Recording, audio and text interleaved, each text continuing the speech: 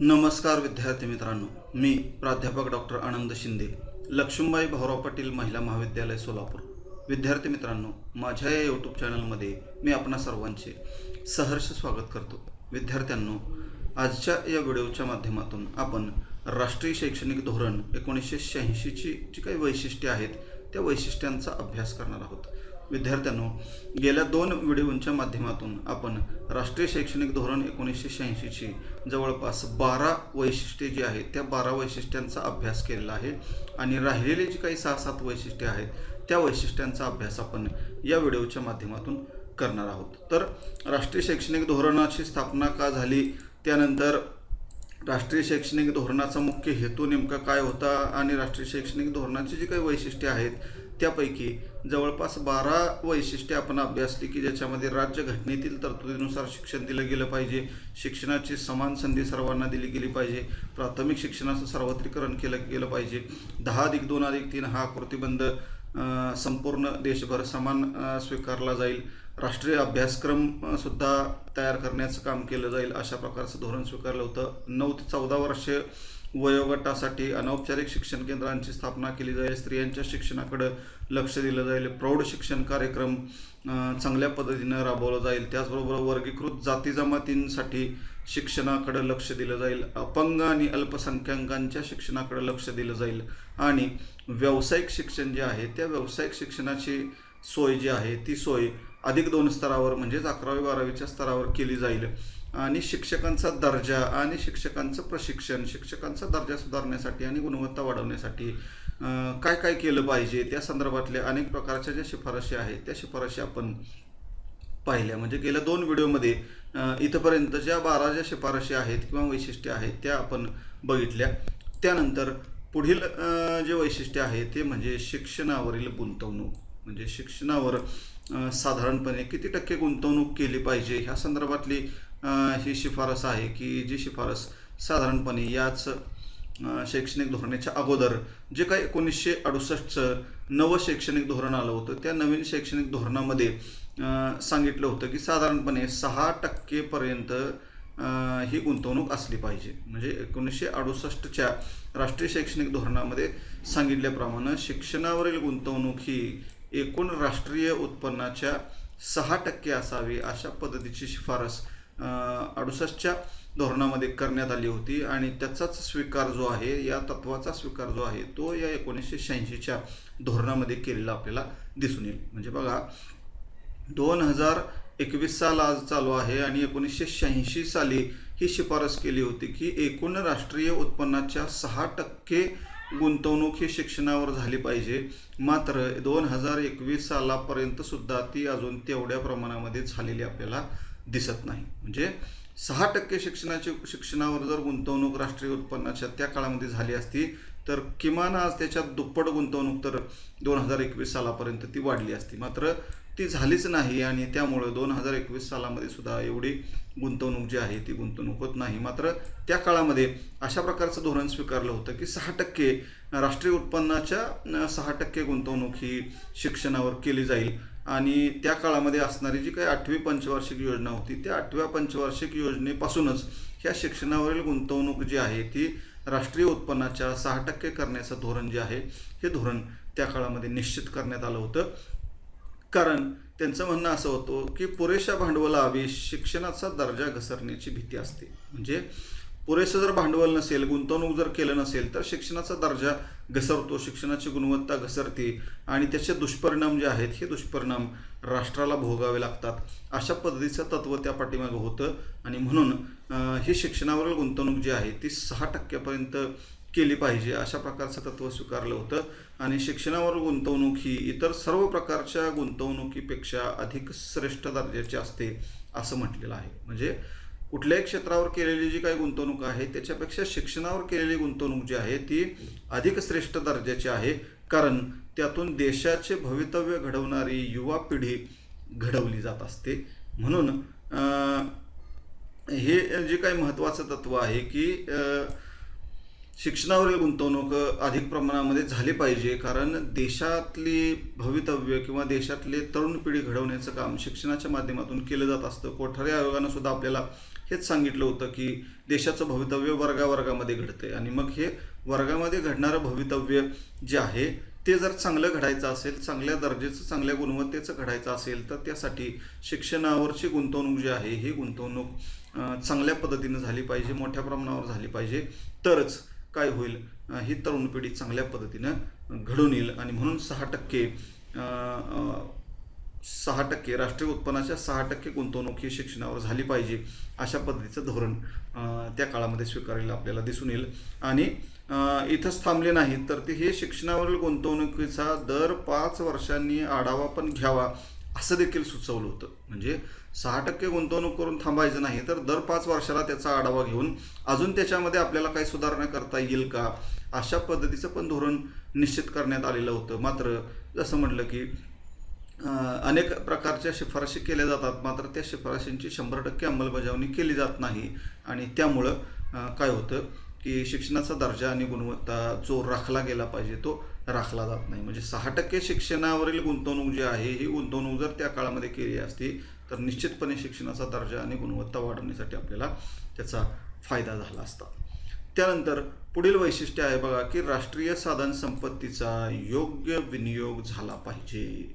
म्हणजे राष्ट्रीय साधन संपत्ती जी आहे, नैसर्गिक भौतिक साधन संपत्ती जी आहे, त्या नैसर्गिक साधन संपत्तीचा योग्य वापर झाला पाहिजे. विनाकारण त्याचे अतिरिक्त वापर करणं किंवा जादा वापर करणं असं जर घडून आलं तर त्याच्यामुळं ही नैसर्गिक साधन संपत्ती संपून जाईल आणि भविष्यकाळातील पिढीला ती वापरासाठी राहणार नाही, किंवा अतिरिक्त वापर केल्यामुळं प्रदूषणाचा सुद्धा धोका जो आहे तो धोकासुद्धा इथं संभवतो. त्यामुळं या राष्ट्रीय साधन संपत्तीचा योग्य विनियोग झाला पाहिजे, त्याचा योग्य वापर झाला पाहिजे, अशा प्रकारची शिफारससुद्धा या राष्ट्रीय शैक्षणिक धोरण 1986 मध्ये करण्यात आली होती. भारत देशामध्ये नैसर्गिक साधन संपत्ती भरपूर प्रमाणामध्ये उपलब्ध आहे, मात्र तिचा काटकसरीनं वापर करून अपव्यय टाळून देशाचा विकास साधता आला पाहिजे, अशा पद्धतीची शिफारस केली आहे. म्हणजे नैसर्गिक साधन संपत्ती भारतामध्ये भरपूर उपलब्ध आहे, मात्र तिचा वापर जो आहे तो वापर काय केला पाहिजे, काटकसरीनं झाला पाहिजे आणि तिचा अपव्यय टाळून देशाचा विकास आपल्याला साधता आला पाहिजे. आणि मग त्यासाठी विज्ञाननिष्ठ, विवेकशील आणि सुजाण नागरिकांची गरज आहे.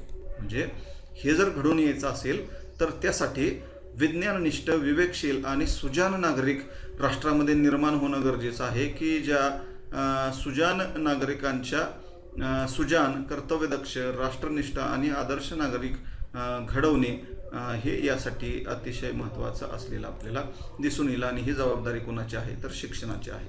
म्हणजे विज्ञाननिष्ठ, विवेकशील, सुजाण, कर्तव्यदक्ष, राष्ट्रनिष्ठ आणि आदर्श नागरिक घडवण्याची जबाबदारी कोणाची आहे तर शिक्षणाची आहे. शिक्षणाच्या माध्यमातून अशा प्रकारचे नागरिक घडले पाहिजेत की जे नागरिक काय करतील, ह्या नैसर्गिक साधन संपत्तीचा काटकसरीनं वापर करून स्वतःचा सध्याची जी गरज आहे राष्ट्राची ती गरज पण भागवतील आणि भविष्य काळासाठी सुद्धा त्याला राखून ठेवतील. अशा प्रकारचे नागरिक घडवणं ही शिक्षणाची जबाबदारी आहे. आणि या नैसर्गिक साधन संपत्तीचा जर आपण अपव्यय केला, काटकसरीनं वापर केला नाही, भरपूर प्रमाणामध्ये वापर केला तर पर्यावरण संतुलनामध्ये सुद्धा बिघाड होऊ शकतो आणि वनस्पती सृष्टी असेल किंवा प्राणीसृष्टी असेल, ह्या सर्वांना त्याचा धोका जो आहे तो धोका त्या ठिकाणी निर्माण होऊ शकतो. कारण प्रदूषण असेल किंवा पर्जन्याची कमतरता असेल, दुष्काळ असेल किंवा इंधन आणि खनिजांची कमतरता असेल, ही निर्माण होऊन काय होईल, त्याचा दुष्परिणाम उद्योग, व्यापार, दळणवळण, आरोग्य या वेगवेगळ्या प्रकारच्या क्षेत्रावर होईल आणि परिणामी देशाच्या विकासाला काय बसेल, खीळ बसू शकते. म्हणून या शिक्षणाच्या माध्यमातून राष्ट्रीय साधन संपत्तीच्या विकासावर आणि योग्य वापरावर लक्ष दिलं पाहिजे, अशा प्रकारची ही शिफारस या ठिकाणी करण्यात आली आहे. म्हणजे भारतामध्ये नैसर्गिक साधन संपत्ती भरपूर प्रमाणामध्ये उपलब्ध आहे, मात्र तिचा योग्य आणि काटकसरीनं वापर केला जात नाही. म्हणून प्रत्येक क्षेत्रामध्ये ही साधन संपत्ती कमी पडते किंवा अतिरिक्त वापर झाल्यामुळं पर्यावरण संतुलन बिघडण्याचं सुद्धा काम होतंय. आणि मग ही जर भविष्य काळामध्ये कमतरता निर्माण झाली तर सर्वच क्षेत्रावर त्याचा परिणाम होईल आणि देशाच्या विकासाला खीळ बसू शकते. म्हणून या राष्ट्रीय साधन संपत्तीच्या विकासावर आणि त्याच्या योग्य वापरावर शिक्षणाच्या माध्यमातून लक्ष दिलं पाहिजे. कारण शिक्षणाच्या माध्यमातून जे सुजाण, कर्तव्यदक्ष आणि आदर्श नागरिक घडवले जातील, ते आदर्श नागरिक ह्या पद्धतीने राष्ट्रीय साधन संपत्तीचा योग्य विनियोग करण्याचं काम करतील, अशी अपेक्षा या ठिकाणी या 86च्या धोरणामध्ये व्यक्त करण्यात आली होती. त्यानंतर पुढील वैशिष्ट्य आहे समाजाभिमुख शिक्षण. म्हणजे शिक्षण जे आहे हे शिक्षण कसं झालं पाहिजे, समाजाभिमुख झालं पाहिजे. समाजाशी त्याची नाळ जोडलेली असली पाहिजे. शिक्षण आणि समाज यांचा संबंध असला पाहिजे. कारण वर्गामध्ये किंवा शाळेमध्ये घेतलेलं शिक्षण आणि समाजातलं व्यावहारिक जीवन यांचा जर संबंध नसेल तर त्या शिक्षणाचा काही फायदा नसतो. आणि म्हणून इथं असं म्हटलंय बघा की केवळ 4 भिंतीच्या आतमध्ये बसून शिक्षण घेण्याचं जे दिवस आहेत ते दिवस आता काय झालेले आहेत, संपलेले आहेत. कारण शिक्षण ही काय आहे, सामाजिक प्रक्रिया आहे. आणि ही सामाजिक प्रक्रिया असल्यामुळं समाज जीवनामध्ये सहभागी होऊन विविध सामाजिक अनुभवांद्वारे विद्यार्थ्यांचा सर्वांगीण विकास घडवून आणण्याचं काम शिक्षणाच्या माध्यमातून केलं गेलं पाहिजे. म्हणजे शिक्षण ही एक सामाजिक प्रक्रिया आहे.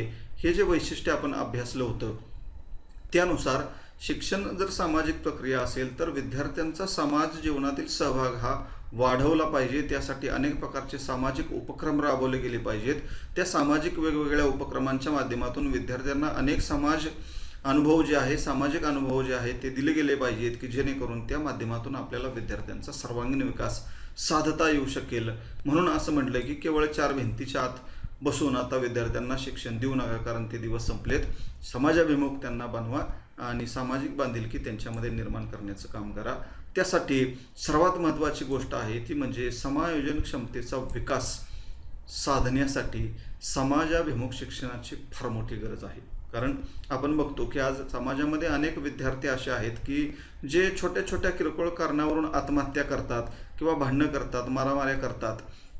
आणि हे जर आपल्याला थांबवायचं असेल तर त्या विद्यार्थ्यांमध्ये समायोजन क्षमतेचा विकास झाला पाहिजे. म्हणजे परिस्थितीशी मिळतं जुळतं घेणं म्हणजे समायोजन करणं किंवा समायोजन साधणं, मिळतं जुळतं घेणं. कधी माघार पण घेतली पाहिजे, कधी मात पण केली पाहिजे. अशा प्रकारचा दृष्टिकोन जो आहे तो दृष्टिकोन विद्यार्थ्यांमध्ये विकसित करण्यासाठी कशाची गरज आहे तर समाजाभिमुख शिक्षणाची गरज आहे. आणि सामाजिक समस्यांचा जवळून अभ्यास करणं असेल किंवा समाजामध्ये परिवर्तन घडवून आणणं असेल, सामाजिक मूल्यांचा स्वीकार करणं असेल आणि त्या माध्यमातून संस्कृती संवर्धन आणि संक्रमण घडवण्यासाठी काय पाहिजे आहे, समाजाभिमुख शिक्षण देणं गरजेचं आहे. म्हणजे समाजाभिमुख शिक्षणाच्या माध्यमातून काय होईल की समाजातल्या ज्या काही समस्या आहेत त्या समस्यांचा जवळून अभ्यास विद्यार्थ्यांना करता येईल, त्या समस्या सोडवण्यासाठी प्रयत्न करता येईल, समाजामध्ये चांगलं परिवर्तन त्या माध्यमातून घडून येईल आणि सामाजिक नीती नियम मूल्य आदर्श जे आहेत त्यांचा स्वीकार करून आपली भारतीय संस्कृती जी आहे तिचं संवर्धन आणि संक्रमण करण्याचं कार्य चांगल्या पद्धतीनं या शिक्षणाच्या माध्यमातून घडून येऊ शकतं. म्हणून विद्यार्थ्यांना समाजाभिमुख शिक्षण देणं अतिशय गरजेचं आहे. अशा प्रकारचा दृष्टिकोन या ठिकाणी ठेवला होता. समाजाच्या सहकार्यामधूनच विद्यार्थ्यांचा सामाजिक विकास जो आहे तो सामाजिक विकास घडवून आणला पाहिजे आणि त्यासाठी समाजाभिमुख शिक्षण प्रणालीचा अवलंब शाळा महाविद्यालयांमध्ये करणं गरजेचं आहे.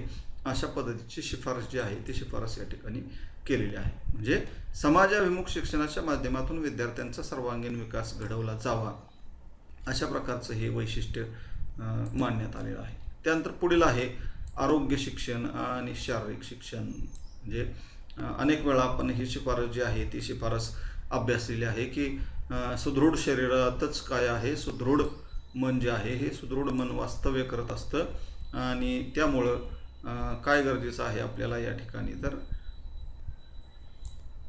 सुदृढ शरीरातच सुदृढ मन वास्तव्य करतंय आणि म्हणून या वचनाप्रमाणे निरोगी असेल, बलशाली असेल नागरिक घडवण्यासाठी आपल्याला शारीरिक शिक्षणाची नितांत गरज आहे. म्हणजे sound mind in sound body किंवा सुदृढ शरीरातच सुदृढ मन वास्तव्य करते या वचनाप्रमाणे निरोगी बलशाली नागरिक घडवण्यासाठी आपल्याला आरोग्य शिक्षण किंवा शारीरिक शिक्षणाची फार गरज आहे आणि म्हणून शारीरिक शिक्षणाची व्यवस्था शाळा महाविद्यालयातून केली जावी.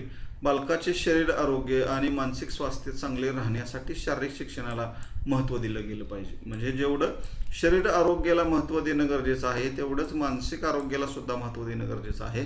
कारण केवळ शरीर आरोग्य चांगलं असून चालणार नाही तर मानसिक स्थितीसुद्धा विद्यार्थ्यांची चांगली असली पाहिजे, नाहीतर मग त्यामधून सुद्धा संघर्ष, ताणतणाव निर्माण होतात आणि विद्यार्थ्याला त्याचा त्रास होतो. म्हणून शरीर आरोग्याबरोबरच मानसिक आरोग्यसुद्धा टिकवण्यासाठी प्रयत्न करणं शाळेच्या माध्यमातून गरजेचं आहे आणि त्यासाठी शारीरिक शिक्षणाला महत्त्व देणं गरजेचं आहे.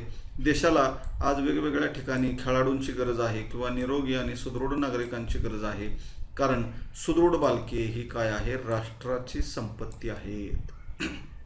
म्हणजे चांगले आरोग्यदायी किंवा सुदृढ बालके ही कोण आहेत, राष्ट्राची संपत्ती आहेत. आणि त्यामुळं ह्या बालकांना चांगल्या पद्धतीनं घडवण्यासाठी त्यांना आरोग्य शिक्षण आणि शारीरिक शिक्षण देणं गरजेचं आहे. कारण त्या माध्यमातूनच देशाला वेगवेगळ्या खेळामध्ये आवश्यक असणारे जे काही खेळाडू आहेत ते खेळाडू त्या शिक्षणामधून तयार होतील किंवा निरोगी आणि सुदृढ नागरिक तयार होतील, अशा प्रकारची अपेक्षा या ठिकाणी केलेली आहे.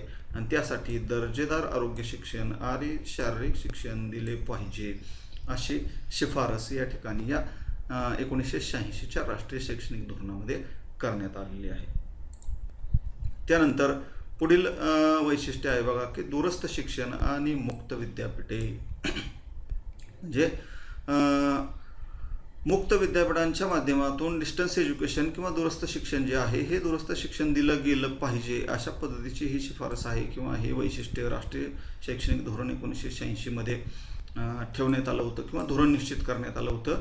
आणि त्यानुसार मग 1985 साली इंदिरा गांधी राष्ट्रीय मुक्त विद्यापीठाची स्थापना जी आहे ती स्थापना झालेली आपल्याला दिसून येईल. तर नोकरी असेल किंवा वय असेल किंवा कौटुंबिक आर्थिक प्रतिकूल परिस्थिती असेल आणि सुविधांचा अभाव असेल, यामुळं ज्यांना उच्च शिक्षणाचा लाभ घेता आला नाही अशांना उच्च शिक्षण मिळावे म्हणून मुक्त विद्यापीठांची संकल्पना पुढं आली. म्हणजे अनेक कारणांमुळं अनेक लोकांना उच्च शिक्षणाचा लाभ घेता येत नाही. मग नोकरी असेल, वयाचा प्रश्न असेल, कौटुंबिक आर्थिक प्रतिकूल परिस्थिती असेल किंवा सुविधांचा अभाव असेल, अशा वेगवेगळ्या कारणांमुळं ज्या लोकांना उच्च शिक्षणाचा लाभ घेता आला नाही त्यांना उच्च शिक्षण मिळावं म्हणून ही मुक्त विद्यापीठाची संकल्पना जी आहे ती संकल्पना पुढं आली. आणि मग ह्या सर्वांना उच्च शिक्षण संधीचा लाभ मिळावा आणि शिक्षणाचं लोकशाहीकरण व्हावं यासाठी 1985 साली इंदिरा गांधी राष्ट्रीय मुक्त विद्यापीठाची स्थापना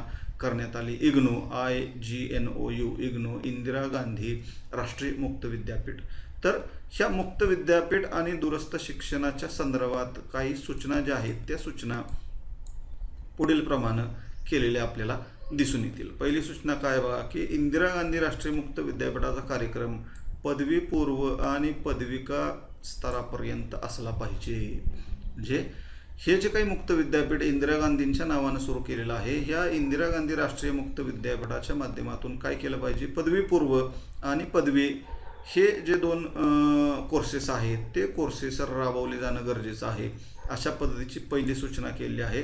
त्यानंतर 1987 पर्यंत मुक्त विद्यापीठामध्ये दूरस्थ शिक्षण आणि संगणकशास्त्र यांची सुद्धा सोय केली गेली पाहिजे.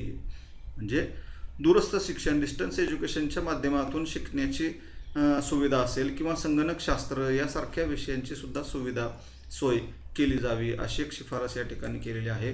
त्यानंतर शिक्षक प्रशिक्षण विषयक सुद्धा अभ्यासक्रम जो आहे तो अभ्यासक्रम तयार केला जावा आणि या दूरस्थ शिक्षणाच्या माध्यमातून किंवा मुक्त विद्यापीठाच्या माध्यमातून शिक्षकांना दिला जावा, अशा प्रकारची पण शिफारस या ठिकाणी केलेली आहे. आणि त्याचबरोबर विद्यार्थ्यांसाठी औपचारिक शिक्षणाचे गुण आणि अनौपचारिक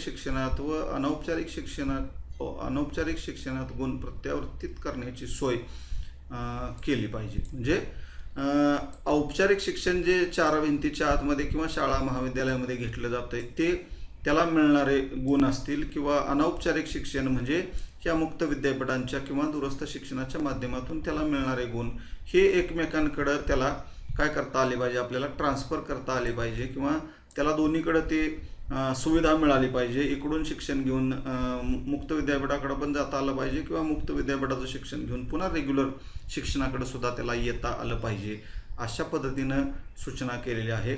अध्ययन क्षमता ठरवण्याचे मापदंड प्रत्येक स्तरावर निश्चित करण्यात यावे. म्हणजे या कोर्सच्या माध्यमातून किंवा कोणत्याही कोर्सच्या माध्यमातून त्या विद्यार्थ्यांमध्ये नेमकं काय तो शिकला, त्याच्यामध्ये कुठली अध्ययन क्षमता आली हे ठरवण्याचं मापदंड सुद्धा प्रत्येक स्तरावर निश्चित झालं पाहिजे. म्हणजे हा कोर्स पूर्ण केल्यानंतर त्या विद्यार्थ्याला काय आलं पाहिजे हे ठरवलं गेलं पाहिजे, अशी एक सूचना आहे. घरकाम करणाऱ्या ज्या गृहिणी आहेत किंवा शेती उद्योगांमधले कामगार आहेत, व्यावसायिक आहेत, त्यांना सुद्धा मुक्त विद्यापीठाद्वारे उच्च शिक्षण घेण्याची संधी दिली गेली पाहिजे. म्हणजे गृहिणी असतील किंवा कामगार असतील किंवा व्यावसायिक असतील त्यांना सुद्धा मुक्त विद्यापीठाच्या माध्यमातून शिक्षण घेण्याची संधी दिली जावी, अशी एक सूचना केलेली आहे. प्रत्येक राज्यामध्ये मुक्त विद्यापीठ स्थापन झालं पाहिजे, अशा प्रकारचे शिफारस एक केली आहे. आणि त्यानुसार मग आपण बघतो की साधारणपणे महाराष्ट्रामध्ये यशवंतराव चव्हाण महाराष्ट्र मुक्त विद्यापीठाची स्थापना नंतरच्या काळामध्ये झालेली आपल्याला दिसून येते. आणि राज्यातील मुक्त विद्यापीठांना व दूरस्थ शिक्षण कार्यक्रम राबवणाऱ्या संस्थांना आर्थिक सहाय्य केले जाईल, अशा प्रकारची पण सूचना या ठिकाणी केली आहे. म्हणजे प्रत्येक राज्यामध्ये जर मुक्त विद्यापीठ स्थापन झालं तर त्या मुक्त विद्यापीठांना किंवा दूरस्थ शिक्षण कार्यक्रम चालवणाऱ्या संस्थांना काय केलं जाईल, आर्थिक सहाय्य करण्याचं काम सरकारकडून केलं जाईल, अशा पद्धतीची पण सूचना या ठिकाणी केली आहे. म्हणजे जे लोक शिक्षणापासून वंचित राहिलेले आहेत, वय असेल, नोकरी असेल किंवा कौटुंबिक आर्थिक परिस्थिती असेल, सुविधांचा अभाव असेल, ह्या अनेक कारणांमुळं ज्या लोकांना उच्च शिक्षणाचा लाभ घेता आला नाही, अशा लोकांना उच्च शिक्षणाचा लाभ घेता यावा. किंवा गृहिणी असतील, शेती उद्योगांमधले कामगार असतील किंवा व्यावसायिक असतील, यांना त्यांच्या उद्योगधंद्यामुळं किंवा कामामुळं उच्च शिक्षणाचा लाभ घेता आला नाही, तर अशा सर्व व्यक्तींना ह्या उच्च शिक्षणाचा लाभ घेता यावा म्हणून मुक्त विद्यापीठांची स्थापना करणं किंवा दूरस्थ शिक्षणाच्या माध्यमातून त्यांना शिक्षण देणं, अशा प्रकारचं हे धोरण या 86च्या राष्ट्रीय शैक्षणिक धोरणामध्ये आखण्यात आलं होतं. आणि त्यानंतर शेवटचं वैशिष्ट्य आहे ते म्हणजे ग्रामीण विद्यापीठ. ग्रामीण विद्यापीठांची सुद्धा स्थापना केली पाहिजे, अशा प्रकारचं पण धोरण या आयोगामध्ये किंवा या धोरणामध्ये निश्चित करण्यात आलेलं आपल्याला दिसून येईल. की आपण बघितलं की कोठारी आयोगाचे दोष पाहत असताना आपण बघितलं की कोठारी आयोगानं काय केलं होतं, महात्मा गांधी प्रणीत मूलोद्योगी शिक्षण पद्धती जी आहे ती नामशेष केली होती, अशा प्रकारचा आरोप कोठारी आयोगावर करण्यात आला होता. आणि मग हा आरोप नंतरच्या काळामध्ये खोडून काढण्यासाठी 1986च्या या धोरणामध्ये काय केलं की हा आरोप खोडून टाकला आणि महात्मा गांधी प्रणीत मूलोद्योगी शिक्षण जे आहे या मूलोद्योगी शिक्षण प्रणालीच्या आधारे आजच्या युगाची नवीन आव्हानं पेलण्यासाठी ग्रामीण विद्यापीठांची नवीन रूपरेषा ठरवण्यात आली. म्हणजे नवीन राष्ट्रीय शैक्षणिक धोरण 1986मध्ये काय केलं की महात्मा गांधीजींची ही जी काही मूलोद्योगी शिक्षण प्रणाली होती त्याच्यावर आधारित आणि नव्या युगाची आव्हानं पेलण्यासाठी ग्रामीण विद्यापीठांची स्थापना करण्यात येईल, अशा प्रकारचे धोरण या ठिकाणी निश्चित करण्यात आलं. आणि त्यामुळं मूलोद्योगी शिक्षणाला सुद्धा प्रोत्साहन मिळालं आणि महात्मा गांधी प्रणीत ग्रामीण विद्यापीठाची संकल्पना जी होती ती संकल्पना सुद्धा सत्यामध्ये उतरेल, अशा प्रकारची अपेक्षा या ठिकाणी केली होती. आणि मग त्या संबंधी काय उपाययोजना करण्यात येतील, तर त्या उपाययोजना या ठिकाणी पुढे दिलेल्या आहेत. बघा की सध्याची ग्रामीण विद्यापीठे अधिक कार्यक्षम बनवणे.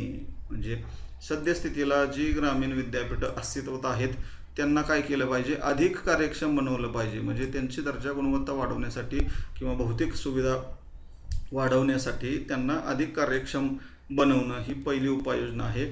त्यानंतर उच्च शिक्षण देणाऱ्या ग्रामीण संस्थांची पुनर्रचना करणं. म्हणजे ज्या उच्च शिक्षण संस्था ग्रामीण भागामध्ये उच्च शिक्षण देण्याचं काम करतायत त्यांची पुनर्रचना करणं हा दुसरी उपाययोजना या ठिकाणी सांगितलेली आहे. त्यानंतर ग्रामीण क्षेत्रातील शिक्षण संस्था आणि स्वयंसेवी संस्था यांना गांधीवादी शैक्षणिक तत्त्वज्ञानाचा अवलंब करण्यास प्रोत्साहन देणे. म्हणजे महात्मा गांधी प्रणीत मूलोद्योगी शिक्षण योजना जर आजच्या काळामध्ये म्हणजेच 1986 त्या काळामध्ये जर अंमलामध्ये आणायचे असेल तर काय केलं पाहिजे, महात्मा गांधीजींचं जे काही शैक्षणिक तत्त्वज्ञान आहे त्या तत्त्वज्ञानाचा त्या ग्रामीण भागातल्या शिक्षण संस्थांमध्ये किंवा स्वयंसेवी संस्थांमध्ये अभ्यासक्रम आखला गेला पाहिजे की जेणेकरून ते तत्त्वज्ञान मग लोकांपर्यंत पोहोचेल. किंवा मूलोद्योगी शिक्षणाची जी संकल्पना आहे, हस्तव्यवसायावर आधारित असणारी जी शिक्षण संकल्पना आहे ती संकल्पना ग्रामीण भागामध्ये राबवली जावी आणि त्यासाठी काय केलं पाहिजे, प्रोत्साहन दिलं पाहिजे, अशा प्रकारची एक उपाययोजना सुचवलेली आहे. त्यानंतर निवडक ग्रामीण शैक्षणिक संस्थांचे स्वायत्त महाविद्यालयामध्ये रूपांतर करण्यासाठी प्रयत्न करणं ही एक उपाययोजना या ठिकाणी सुचवलेली आहे. म्हणजे त्या काळामध्ये आता हे शक्य झालं नाही, मात्र आजच्या काळामध्ये आज आपण बघतोय की अनेक ठिकाणी आता अनेक शैक्षणिक संस्थांचं स्वायत्त महाविद्यालयांमध्ये, स्वायत्त विद्यापीठांमध्ये रूपांतर करण्याची प्रक्रिया सध्याच्या काळामध्ये सुरू आहे. ॲटॉनॉमस कॉलेज ज्याला म्हणतो, ॲटॉनॉमस युनिव्हर्सिटी ज्याला आपण म्हणतो, ते ॲटॉनॉमस किंवा स्वायत्त की सर्व प्रकारचे अधिकार त्या महाविद्यालयामध्ये, म्हणजे अभ्यासक्रम तयार करण्यापासून ते परीक्षा घेण्यापर्यंत सर्व प्रकारची जी मोकळीक आहे, स्वातंत्र्य जे आहे, ते स्वातंत्र्य त्या महाविद्यालयाला द्यायचं, म्हणजे त्याला स्वायत्त करायचं, ॲटॉनॉमस करायचं, ही जी संकल्पना आहे, ही संकल्पना निवडक ग्रामीण शैक्षणिक संस्थांमध्ये राबवावी अशा प्रकारचं धोरण 1986ला निश्चित करण्यात आलं होतं, की ज्याची अंमलबजावणी सध्या आत्ता चालू असलेली आपल्याला दिसेल.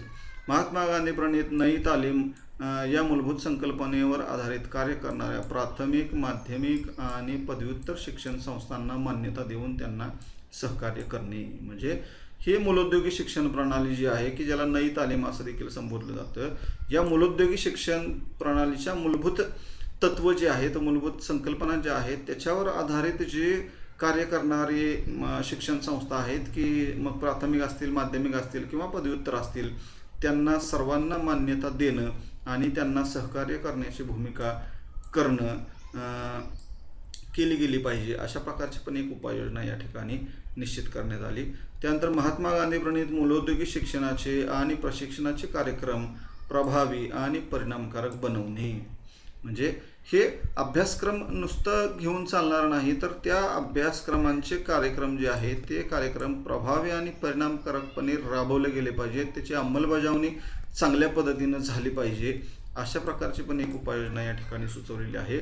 आणि ग्रामीण विद्यापीठांच्या कार्यक्षेत्रात कार्य करणाऱ्या ग्रामीण संस्थांना प्रोत्साहन देऊन त्यांच्या अभ्यासक्रमांना मान्यता देणे, म्हणजे ग्रामीण विद्यापीठ कार्यक्षेत्रामध्ये जे काही ग्रामीण संस्था काम करतायत त्यांना प्रोत्साहन देणं किंवा त्यांच्या अभ्यासक्रमांना मान्यता देणं, अशी एक उपाययोजना या ठिकाणी सांगितलेली आहे. आणि ह्या सर्व उपाययोजनांची अंमलबजावणी करण्याची जबाबदारी कोणाची आहे, तर केंद्र शासनाची असेल, अशा पद्धतीचं पण धोरण या ठिकाणी ठरवण्यात आलं.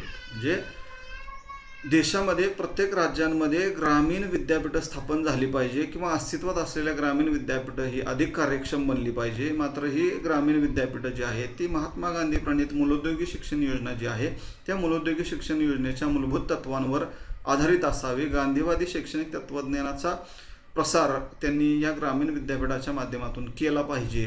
आणि हे सगळं करत असताना मग ज्या प्राथमिक शाळा असतील, माध्यमिक शाळा असतील किंवा महाविद्यालय असतील, हे जे गांधीवादी तत्त्वज्ञानाचा अवलंब करतील आणि नई तालीम किंवा मूलोद्योगी शिक्षण योजना जी आहे ती त्यांच्या अभ्यासक्रमामध्ये, शिक्षण संस्थांमध्ये राबवतील, त्यांना सर्वतोपरी मदत करणं किंवा सहकार्य करणं, अशा प्रकारचे अनेक उपाययोजना ज्या आहेत, त्या उपाययोजना या ठिकाणी या ग्रामीण विद्यापीठाच्या संकल्पने माध्यमातून राबवण्यात येतील, असं धोरण या 1986च्या राष्ट्रीय शैक्षणिक धोरणामध्ये आखण्यात आलं होतं. तर अशा पद्धतीनं अनेक प्रकारचे वैशिष्ट्ये असतील किंवा अनेक प्रकारच्या शिफारशी असतील, त्या शिफारशी या 1986च्या राष्ट्रीय शैक्षणिक धोरणामध्ये आखण्यात आल्या होत्या आणि त्याची बऱ्यापैकी अंमलबजावणी जी आहे ती अंमलबजावणी नंतरच्या काळामध्ये झालेली आपल्याला दिसते. म्हणजे अधिक 2 स्तरावर व्यावसायिक अभ्यासक्रम असेल किंवा अनेक मुक्त विद्यापीठांची स्थापना नंतरच्या काळामध्ये झालेली आपल्याला दिसेल. शिक्षक प्रशिक्षणाच्या संदर्भात मोठमोठी पावलं उचललेली आपल्याला नंतरच्या काळामध्ये दिसेल किंवा प्रौढ साक्षरता कार्यक्रम जे आहेत, ते प्रौढ साक्षरता कार्यक्रमसुद्धा मोठ्या प्रमाणामध्ये नंतरच्या काळामध्ये राबवण्यात आले. म्हणजे अनेक जी वैशिष्ट्ये किंवा शिफारशी या 1986च्या राष्ट्रीय शैक्षणिक धोरणामध्ये सांगण्यात आले होते, त्याची अंमलबजावणी जी आहे ती अंमलबजावणी बऱ्यापैकी नंतरच्या काळामध्ये झाली आणि त्यामुळं भारताच्या शिक्षण व्यवस्थेमध्ये ह्या 1986च्या राष्ट्रीय शैक्षणिक धोरणाला किंवा स्वतंत्र राष्ट्रीय शैक्षणिक धोरणाला या ठिकाणी अतिशय महत्त्वाचं स्थान असलेलं आपल्याला दिसून येईल. तर विद्यार्थी मित्रांनो, अशा प्रकारे आजच्या या व्हिडिओच्या माध्यमातून आपण राष्ट्रीय शैक्षणिक धोरण 1986ची जी काही राहिलेली 6-7 वैशिष्ट्ये होती किंवा शिफारशी होत्या, त्यांचा अभ्यास आपण या व्हिडिओच्या माध्यमातून केलेला आहे. हा व्हिडिओ जर आपणाला आवडला असेल तर नक्कीच याला लाईक आणि शेअर करायला विसरू नका. धन्यवाद.